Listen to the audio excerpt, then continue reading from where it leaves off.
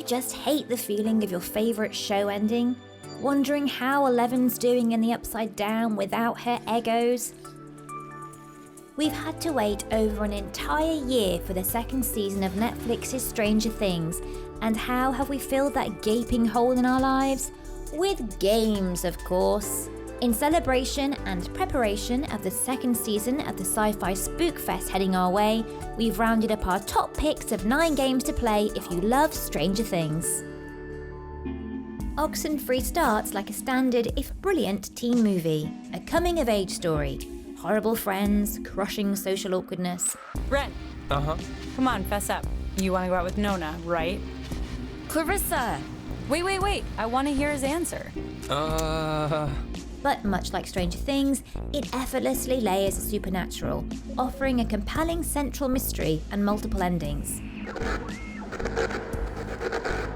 Edward's Island is an amazing setting which really does feel like it's pulled from a childhood memory. But the best thing in Oxenfree are the performances. Dialogue flows naturally, and all of the characters are amazingly distinct. In short, it's as good as watching most TV shows, and it's a perfect way to get your traumatized teen fix before or after Stranger Things. Jonas! Stories Untold is an unusual tactile adventure game, all about twiddling knobs and pushing mysterious keys. Each of its 4 self-contained stories have elements of 80s horror, and by extension, Stranger Things.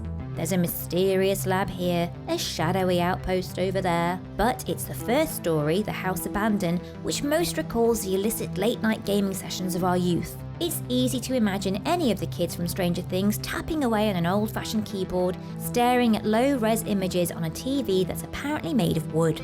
And best of all, there's a palpable sense of creeping dread as you gradually start to understand what sinister things are actually going on.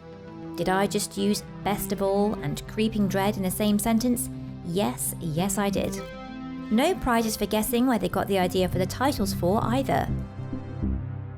Double Fine's Costume Quest is a delightfully sweet adventure with a dark nougat nestled in the centre. I mean, not that dark. We're not talking Michael Myers running around butchering teens dark. It is Halloween though, and the kids are out in droves on the hunt for sweeties. But they're not the only ones. Grubbins, those big ugly green chaps right there, have infiltrated the neighbourhood, and as expected, the adults are blissfully unaware, leaving the job of saving the day to you and your tiny little friends. Despite not being as heavy-handed with the horror, the whole kids on a perilous adventure theme is something Stranger Things drew heavily on too. The main objective is to save your candy corn-coated sibling from being devoured by deranged monsters who think candy corn is edible, and to that end you can find additional costumes to wear into battle, each imbued with their own special power, as well as battle stamps for extra abilities and buffs. Character progression careens closely towards RPG territory, while the combat system only really opens up when you've gathered a full party of butt-kicking tots. But once you do, it's a nostalgia-laden romp down memory lane. If you haven't spent at least one Halloween strutting through the streets in a fabulous costume getting accosted by an ogre looking for something sweet to nibble on, you haven't lived. A tortured writer, unable to get his creative juices flowing, packs up his wife and heads to the country to pump out some pages and get some money in the bank. Too bad for him, the secluded town tucked away in the mountains he chose for a bit of respite is home to something called the Dark Presence. That's literally its name. I guess Alan isn't the only one struggling creatively. Rural exploration during the daytime is punctuated with bouts of frantic survival horror during the witching hours as the town's residents succumb to the darkness and collectively decide that murdering Alan is the most fun to be had of an evening. Flitting between Alan Wake's version of the Upside Down and the relative calm of Bright Falls, it certainly has a Stranger Things feel with a liberal dash of Twin Peaks stirred in for good measure. You got lucky this time, young man. You can hurt yourself in the dark. Plus, the episodic format lends itself to the TV show vibe, although you'll probably end up binging all 6 episodes and the 2 specials in one sitting if you're a Netflix fiend.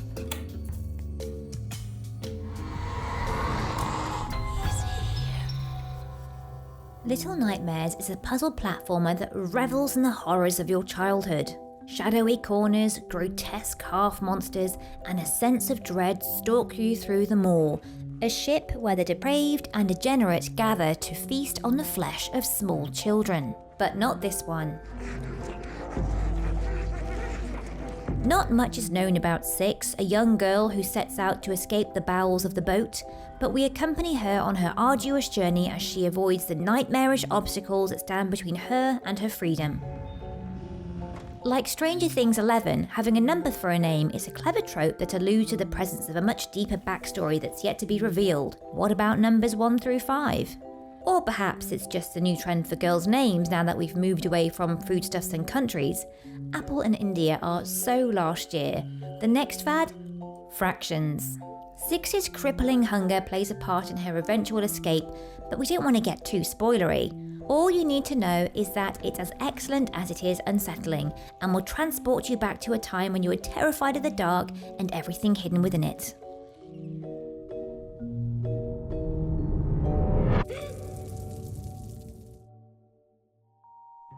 Another Double Fine entry has crept its way onto the list because the studio knows just how to encapsulate the innocence and nostalgia of a coming-of-age story and subtly combine them with darker themes in smart and surprising ways. Who are you?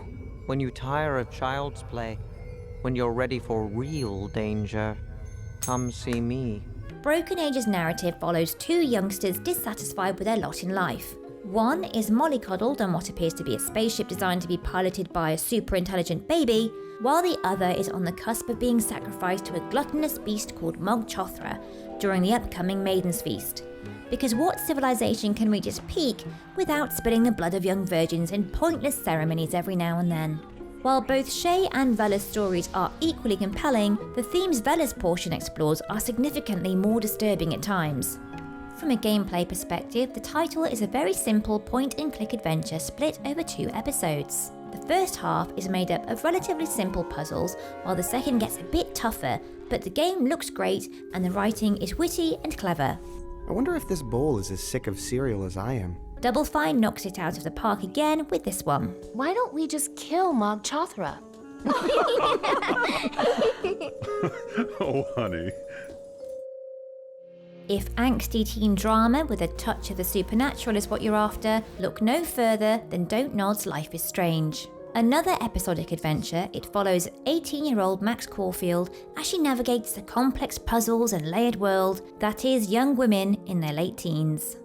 Things get even more complicated when Max discovers she has time rewinding powers and sets out to save the life of her childhood friend, solve some mysteries, and save the town of Arcadia Bay.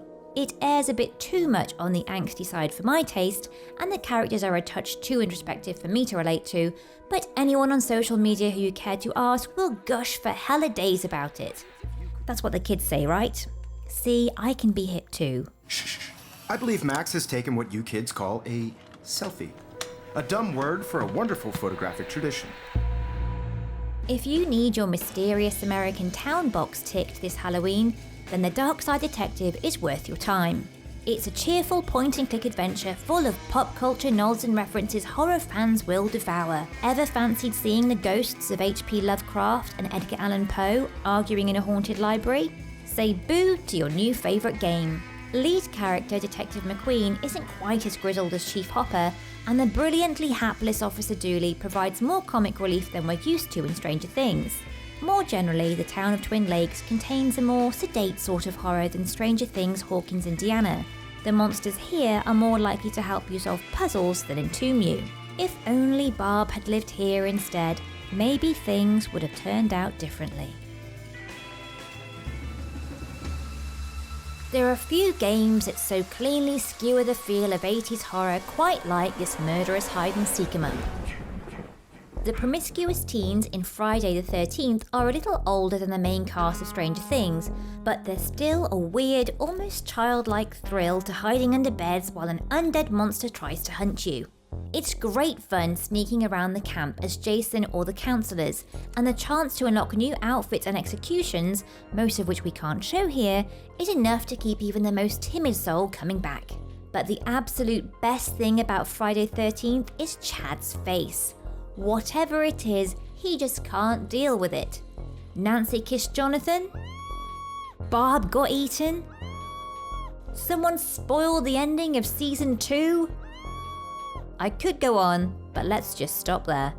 I'm sure you all have your favourite Halloween go-to games to get in the mood for this festive and frightening season, but in a spirit of Stranger Things, we didn't want to go down the pure horror route and landed on mildly spooky instead. Let us know what you'll be playing in the run-up to the release of Season 2 on Netflix on Friday, October 27th. Like this video if you enjoyed it, and subscribe to Logitech G for more weekly shows.